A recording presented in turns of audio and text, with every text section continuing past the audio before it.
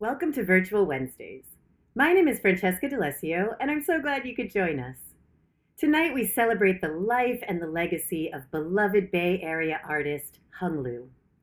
This program explores her life, artistic practice, and her profound legacy through the eyes of the people she directly influenced. Hear from a panel of her former students, mentees, and friends as they share the many ways Hung Liu's teachings and artistries have impacted their practices, careers, and lives. Please join me in welcoming Jana Keegan, the Assistant Curator for Contemporary Art and Programming here at the Fine Arts Museums of San Francisco. She's the exhibition curator of the Hung Liu Golden Gate exhibition, On View Now. All right. Thank you so much, Fran, and thank you guys, everyone, for joining us today. I have with me Sandra Ono, Yulia Pinkusevich, and Michael Hall. We're all former students, mentees of Hung Liu. Would you guys like to go around and introduce yourselves? Sandra, why don't you start? I am Sandra Ono. I received my MFA from Mills College, and I also teach at Mills College now. Yulia? Hi, I'm Yulia Pinkusevich. I'm a visual artist and educator at Mills College, and I am the painting professor here, which is a position Hung held for many years. All right, and Michael? Hi, I'm Michael Hall. I'm a visual artist and educator also in the Bay Area. Hung had an influence on all of us. I was a student of Hung's and was also her office manager at one point. And I am currently an assistant professor of art at Cal State East Bay. Wonderful. Well, welcome. I really appreciate all of you guys being here and being open to sharing your experiences with Hung for the DeYoung audience. The first question I have is, how did you all meet Hung? If anyone wants to take the lead on that.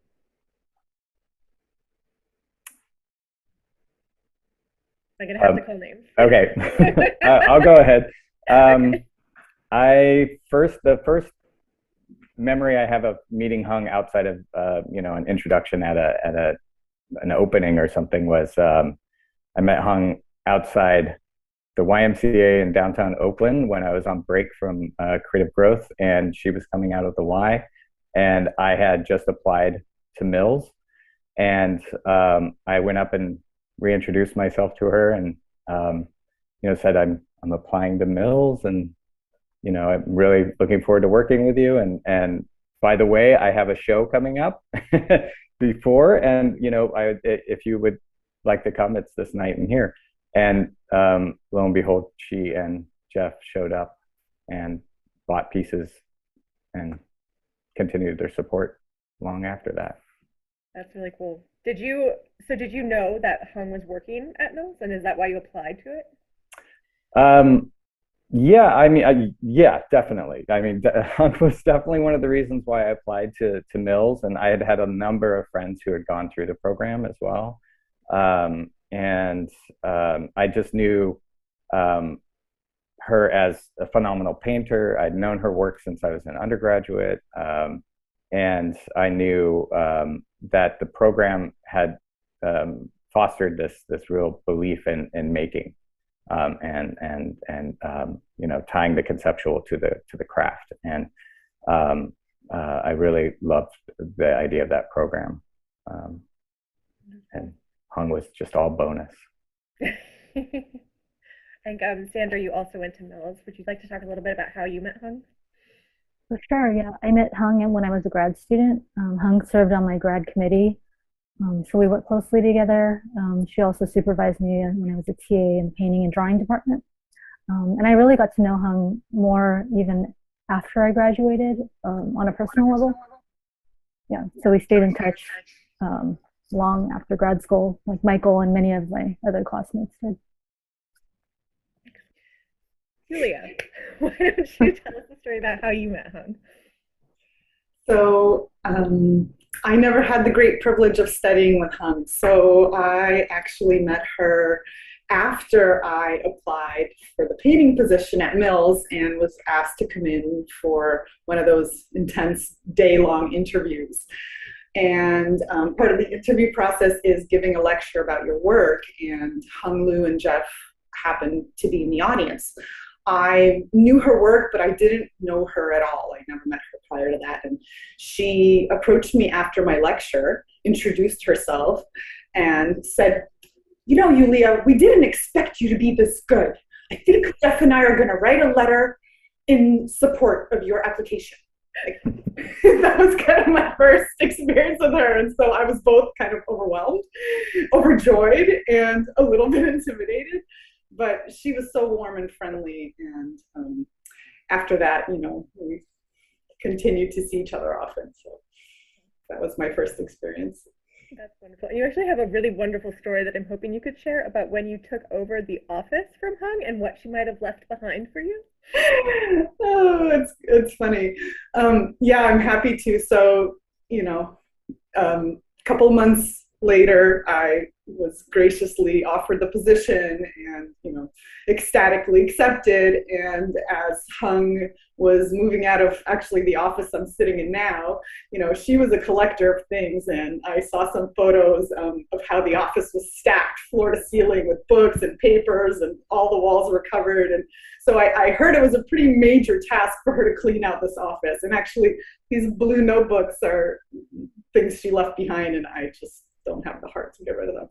Anyway, but she sent an email to the whole department, CCing me with a photo of an old chair. And it was a little confusing, but it turned out that this was Jay DeFeo's chair. And Jay DeFeo, the famed artist, preceded Hung as the painting professor at Mills. And so, you know, Hung was at Mills for 25 years, I believe. And so she kept this chair. And it was just like a boring, Baroque office chair, nothing special about it. And, you know, every time I sat in it, the seat would just kind of fling back and almost throw me off of it. But I think it was this minor glimpse into her personality and how much she imbued objects with the spirit of their owners and kind of the feeling of reverence of, you know, those who came before her. And this gesture of keeping the chair was a way to honor Jay. And, you know, she left me Jay's chair, and of course she left me her chair, and I still use Hung's chair every day. So the legacy continues. I think that's very sweet. We're redefining what it means to have a chaired professorship in academia. Anyway, a follow-up question I had was, how did studying and working with Hung end up impacting you all in your individual artistic practices? You want to start with Michael? Yeah, that's a huge one. I think, you know, the thing that was about Hung was that she led by example, and the things that she taught were, you know, yeah, she would talk to us about stuff, but I always struggled to like come up with like those key phrases or something. But she just really led the example of what it was to be a dedicated artist who also had a deep belief in empathy and community. And she just showed that in every way. She, you know, in the way that she worked, in the subject matter she worked with, and the way that she showed up for all of us, you know, from exhibitions to letters of recommendation to, you know, all just constant, you know, funny little emails that just came out of the blue, texts of grand skies while she's gallivanting through Wyoming. You know, it just kind of permeated this belief of hers that, you know, the thing that she was doing, this activity of painting, was like an important activity, and that the activity of education and teaching was also an incredibly important thing, and that mentorship that you pass along wasn't something that just ended when you got a certificate. It continued way past that, and that's something that I've definitely held, you know, close, and things that I learned from her through observing her, you know, I mean, she taught me a lot about painting as well, but Well, what did she, what are some things, like some technical or formal things that you specifically learned from her or maybe adapted from her practice? To try something that is not what you would normally try. I think that was constantly a lesson that she was dishing. But to give yourself surprises and to really you know, not take your practice for granted, and to really, you know, turn up for yourself as well, you know, to guard your practice, and to honor that, and to show up for that as well. But to you know, if you were stuck, do something completely different and try something, you know, throw it on the ground, you know, stomp on it, throw something on it, you know, do something, get it active again. And I hear that still in my mind's ear. So what about you, Sandra? Are there any words of wisdom that Hung told you that echo in your ear while you're practicing? Well, yeah, I think a lot of it was more what she did as an artist. So just her like work ethic and her serious commitment to her practice, and just the importance of being really like thinking critically while working and taking risks, like Michael mentioned. And I think Michael touched on this too, but I think she really she didn't just talk the talk, and she really was an artist. And she not only was an amazing artist, but I think she really had joy from helping the next generation of artists. So I think generosity was a huge part of, you know, her practice. That I mean, it came through her work too. Like Michael mentioned, she had so much empathy. So yeah. I'm wondering where you guys think that spark came from. That because she has such a strong empathetic streak within her, and it is in her art and in who she was, and how she approached everyone. I was wondering if you guys have some insight into perhaps why she seemed to be especially more empathetic than other people. I mean, I think look at her story, and you know, she comes from a legacy of educators as well. You know, her grandfather was an educator, her mom was an educator, she was an educator. Her son's an educator, and I think, you know, there's an inherent generosity in that, just as a career. But I think, you know, I think she saw a lot of people suffer, and I think she saw a lot of things that, you know, hardship in life, and I think she always felt like she was able to. She got out of that, and she was able to move through that, but she wanted to always honor those people, and to bring importance to them. And I think, for context, I just want to share to our young audience real quick that Hung was born in China during the heights of the revolution, and then she was sent to the countryside for re-education as a young adult. And actually, her gallerist once said, you hear Hung say like she got sent to the countryside, and people think that like she went to Sonoma for the weekend, and they don't really understand the true privations that this means, that it entails. And so, yes, absolutely. Sorry to interrupt, but please continue, Michael. Oh, no. Thank you for giving it the context. Yeah, because it was not, she was working in the field 7 days a week, in, you know, doing hard labor. It wasn't, it definitely wasn't Sonoma and wine tasting. Yeah, so I think, you know, that empathy came, you know, from in my having spent time with Hung. I think, you know, I see that empathy stem from that experience, and just has, you know, I think she found new extensions for it when she came to the United States, you know, and I think she really, that empathy and that mentorship really kind of blossomed in her teaching as well, you know. I mean, it permeates her work, but it's yeah. Did you want to chime in, Yulia? You look like you were having a thought a moment ago. I was just reflecting on the hard labor of of the Chinese Communist Party making you pick potatoes for 7 days straight. No, I mean, I think Michael really covered it.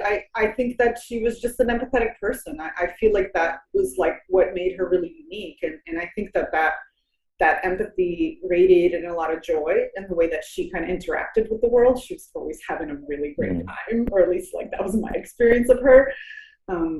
But upon reflecting further, I think that came from this like amazing resilience and endurance that she had with like coping with the hardships of the world, and I think because she had to face so much turmoil.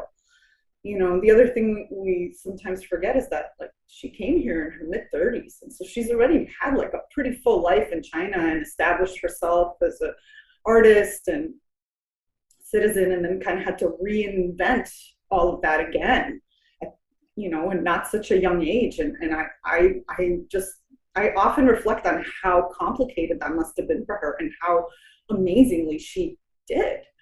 How much she was able to accomplish in her time, both in China and in America.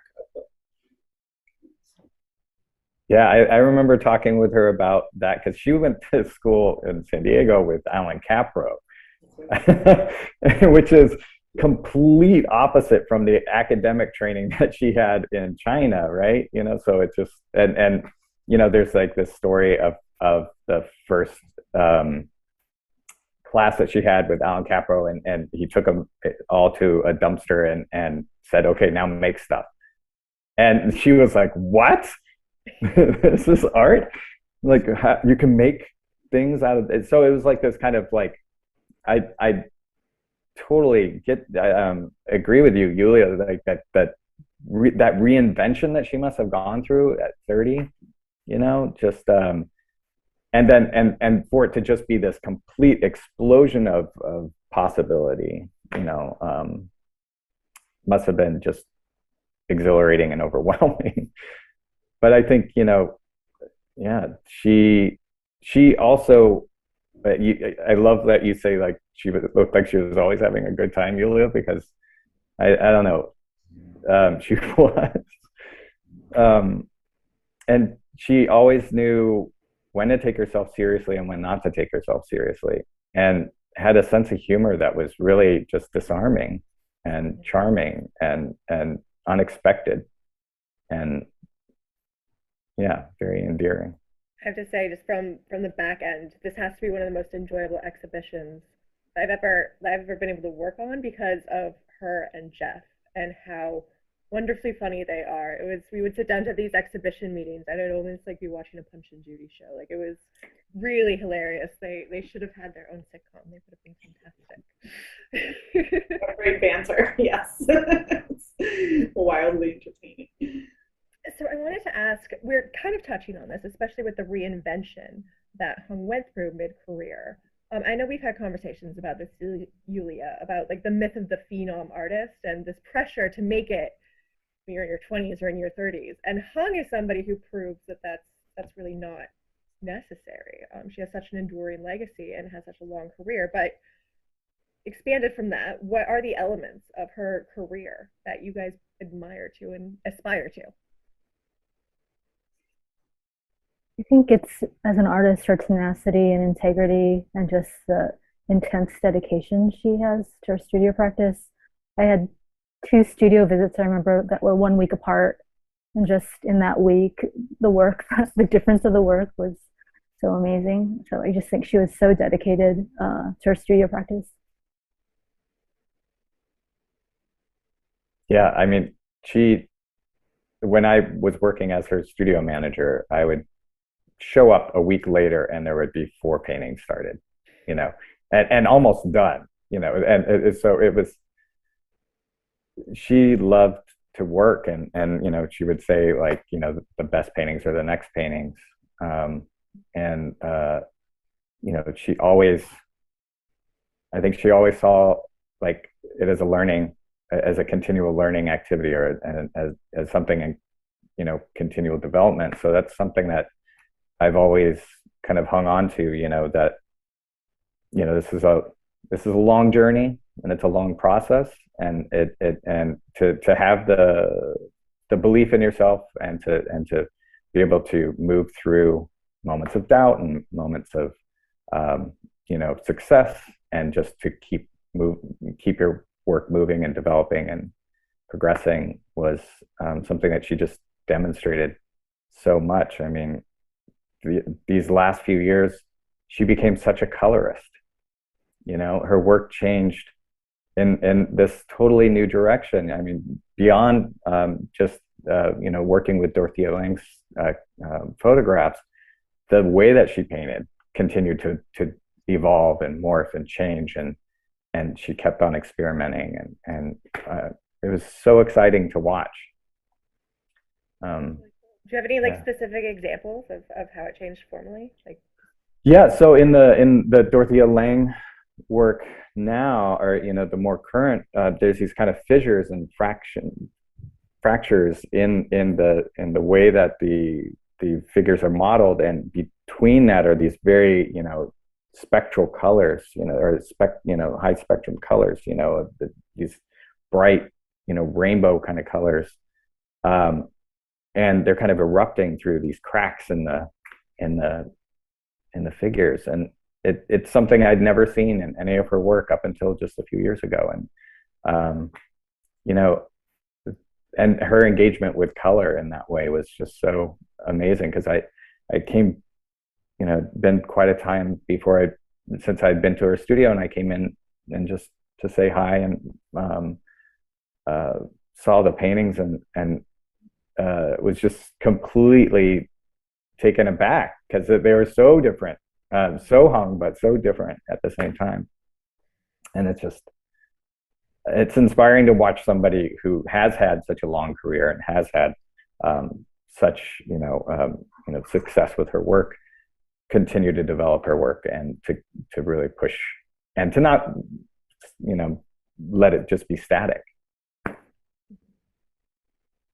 Exactly. Actually, I remember seeing that new work and being pretty surprised by that big shift, and also in that moment thinking like, man, she could really flex her painting muscles. Like, this shows even more so how technically apt she is. These are really, like, because of the faceted color that you were describing, and sort of the way of breaking up, planes into these particular geometries. And I mean, just really, I think it just to continue to grow at her age, at her status, is such a big thing. And that was certainly something that I feel like, her career and practice certainly, had a strong impact on me. I mean, I think Michael and Sandra, you both said it, right? Like, she modeled how to just like be an artist and keep going, and put the work first, and not worry about the superfluous things in the art world. But the one thing that I wanted to also mention that I feel is really important is her dedication to her community, especially to the city of Oakland, and to like the art folks here in our little community.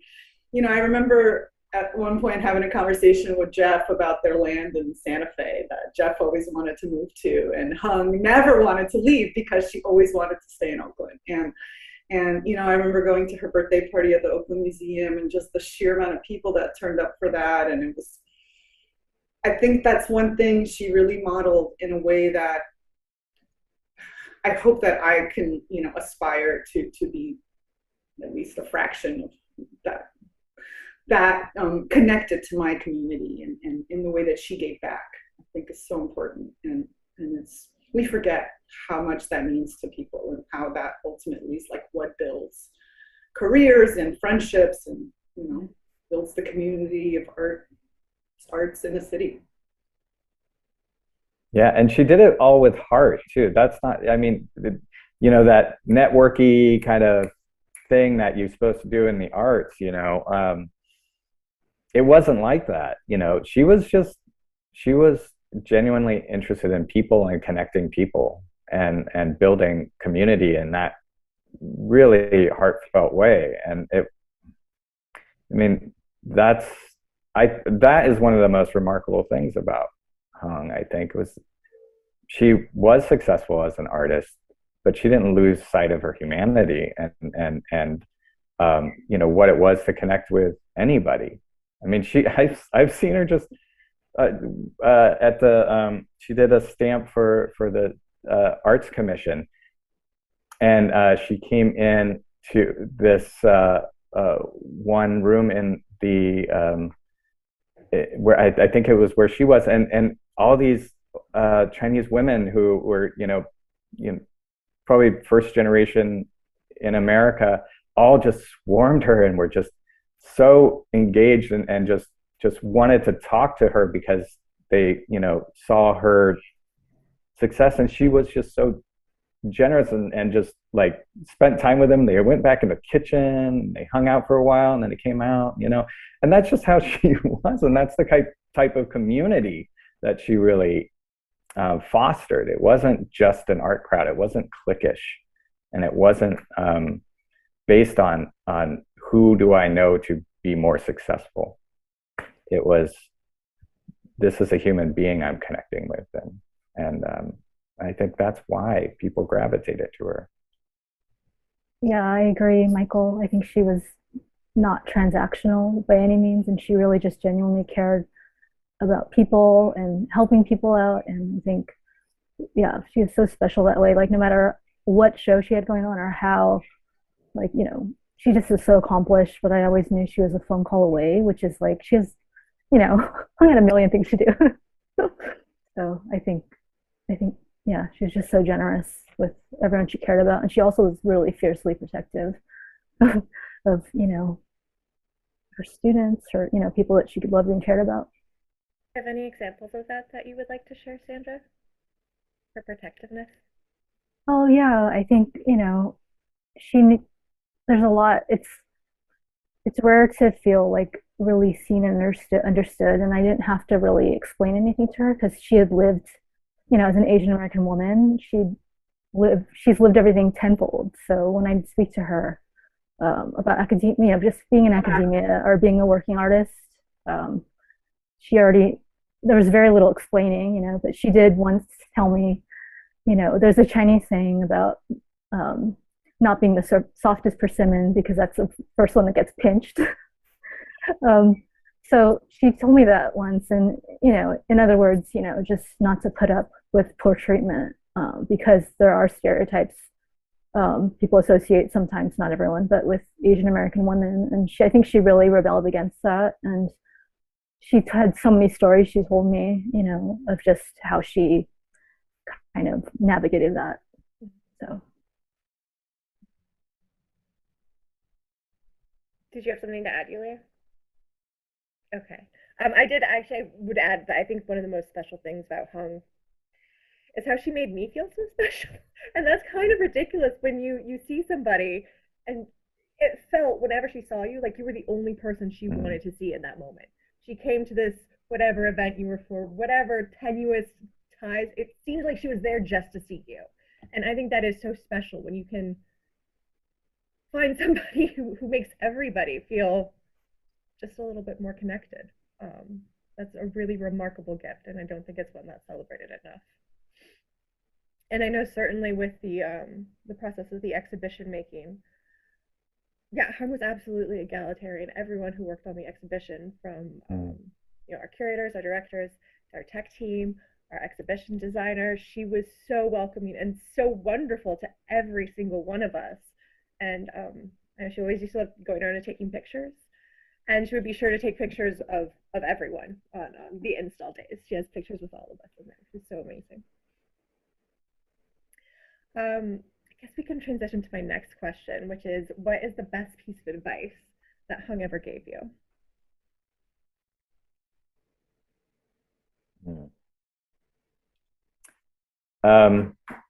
Well, I was thinking about that because it's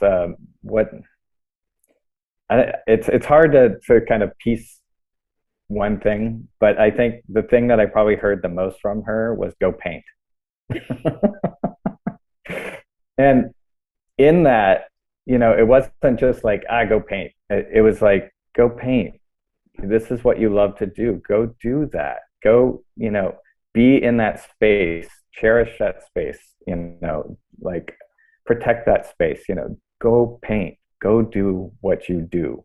And oftentimes it was like when we were in the middle of some crazy, when I was working for her, like, some application or something, and we're just beating our heads against the wall or something, or just trying to get, through some tedious paperwork. And she'd be like, okay, go paint. This is done. Wait. And, it was also probably because she wanted to go paint. But that was her happy place, That's like, if she didn't get to paint, she wasn't as happy. So she needed to paint. She needed to paint, and I think she saw that, and and I think paint or go sculpt or go make your work is the kind of continuance of that, and I think I hear that still. I apparently have voices in my head. It's a pretty good voice to have in your head. Do your work. Go paint. Just do the work. It was like exactly the same advice that came up for me, Michael, because sometimes I would just feel so overwhelmed with the work-life balance. Like, how do you do this teaching full-time and being an artist full-time and etc., being a parent, like, how do you strike the balance? And Hung, a couple times, I remember she would just look at me really serious. Gotta just do the work. No matter what, you gotta find the time to do the work. And I think just like you, she really valued that in her life. And I think she also saw how other artists really needed that, and to remind them that, like, that's the core. That's the core. You gotta do the work. Everything else comes later, but anyway. Sandra, I'm curious. Yeah, similar. Well, next to the persimmon, I think it was, just go to the studio, keep working. And I knew it wasn't just that, but it was just not to give up and just to stay really focused and protect studio time and, what brings us all joy, which is, for me, my happy place is a studio too. So I think, and I know Hung, what made me so happy is when she retired, how thrilled she was. She'd tell me every time I saw her, you want to know how many days I'm in the studio? And I'd ask, like, how many days? She'd be like, 7. And I'd be like, so she was really happy to have all that time, which made me happy. Do you guys have any favorite remembrances or times that you spent with Hung that you'd like to share, that you want our audience to know about?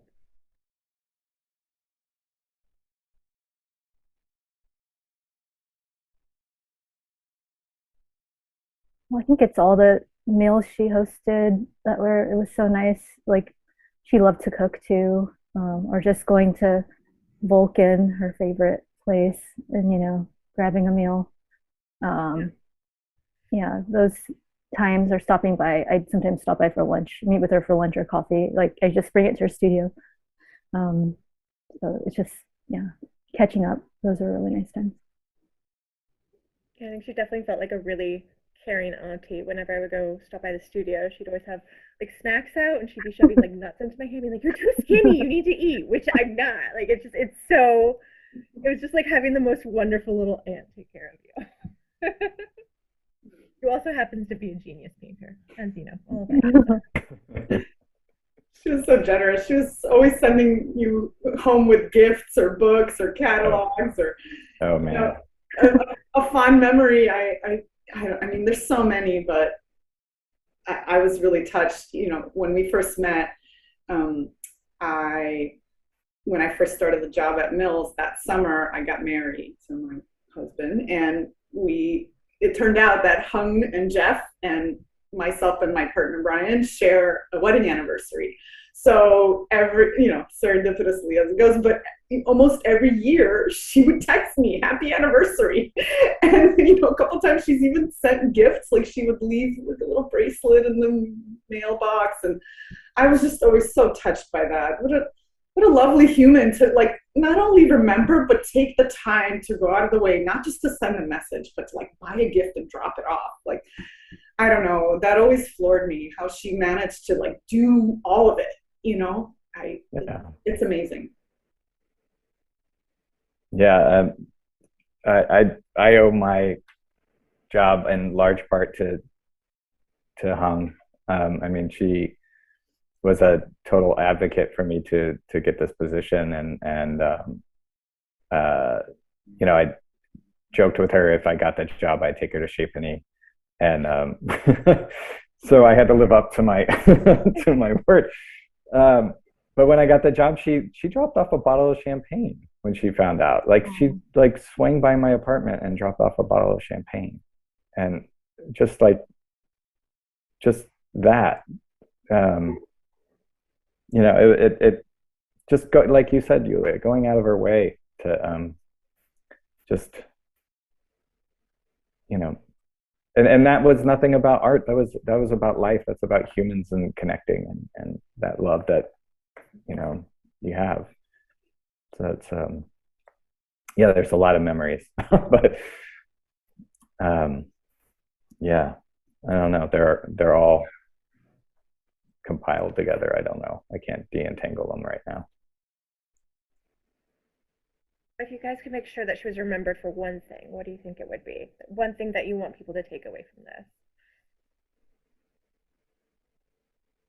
I think despite being like probably the toughest person I've met in my life, I think she managed to have an amazing sense of humor, and she was really tender and kind and hopeful. My last time I spoke to Hung, I think I told you, was when I mailed her a can of mace, and even it was during everything going on in the Bay Area with attacks on Asian people, especially older Asian people. But she sent me back, even then, she sent me back these really funny texts, like fighting emojis, and just sent me words of encouragement. But it was hilarious too. So like, you know, she was just so kind. Mm-hmm. The thing, you know, I think that gets lost, or looking at her work, there's like a deep emotive sincerity to it. But the thing that I hope people remember is her amazing joy for life and her incredible like radiance and warmth and that incredible sense of humor that you all talked about. You know, she had this capacity for life that was really, truly special. And I hope that it doesn't, I hope it's really remembered along with her work. Yeah, that sense of humor is so awkward sometimes.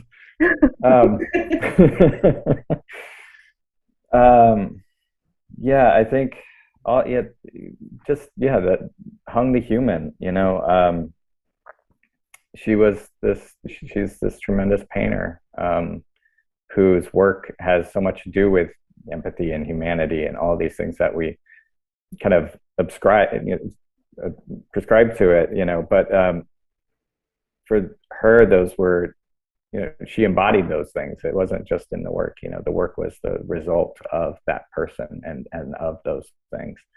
And, you know, the mentorship, I think, is one thing that I really want to carry forward in my life and the way that I move forward. And want to, you know, hold her up as that example of someone who can really sustain mentorship, and that is an important element of her work, that, you know, her belief in education and mentorship. Yeah, but I always wanted to end with like one of her awkward jokes and a laugh.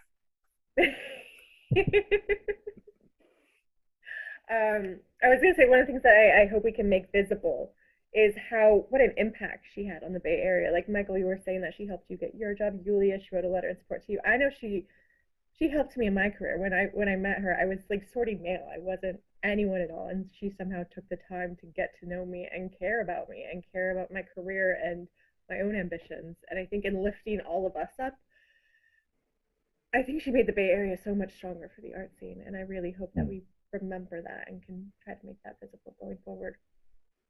So you mentioned awkward jokes. Did you have any you wanted to share to wrap this up with, Michael? Oh man, I don't know if she would want me. Yeah, no. I can't deliver it in any way that would get anywhere close to how Hung would deliver it. So there, you know, there's a ton of interviews with Hung online, and she can't help herself. So watch some of those online interviews, and you'll see what we're talking about if you haven't experienced it. I think so. Hung was born under the sign of the rat, which I love about her because she had that long table filled with like stuffed rats, little wind up rats. But my favorite part about that is that the did Hung give that to you? Actually, Rob Putnam, Rob? yeah, Rob Putnam, another Millsy, gave me this, and yeah, thinking about Hung, I have this out in a special place. Sweet. Yeah. Yeah, the collective noun for rats, like when there is a group, it's a mischief of rats, and I love that because I think Hung could always get up to some pretty good mischief. Oh yeah. All right. If there's no concluding thoughts, I just want to thank you all again so much for being here and so generously sharing your stories and your remembrances of Hung. On behalf of the Young, thank you for your time. Thank you so much, Sandra, Yulia, Michael, and Jana, for sharing such beautiful and personal memories with us tonight. We are so honored to keep sharing Hung Liu's energy and artistic vision through her exhibition, Hung Liu Golden Gate. Please check out our website for more information about the wonderful exhibition on view now. Book tickets in advance, tickets.famsf.org. Please come see the exhibition and all of the other beautiful works on view now. And thank you so much for supporting Virtual Wednesdays. We hope to see you next week.